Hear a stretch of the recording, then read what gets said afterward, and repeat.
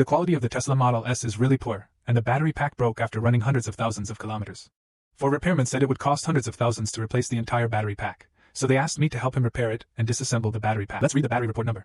No, 5960, the battery voltage is abnormal. One is 3 and the other is 36. The other batteries are both 33. We first find these two batteries, Mode S and one battery. This is the 10th TV module.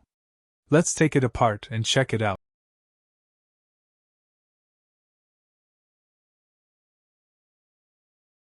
This is battery module No. 10.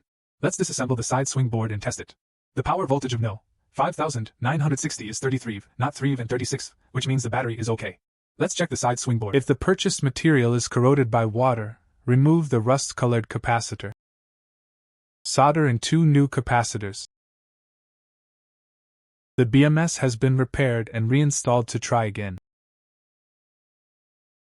You can only connect it to the low voltage port of the battery pack and read the battery pack data offline.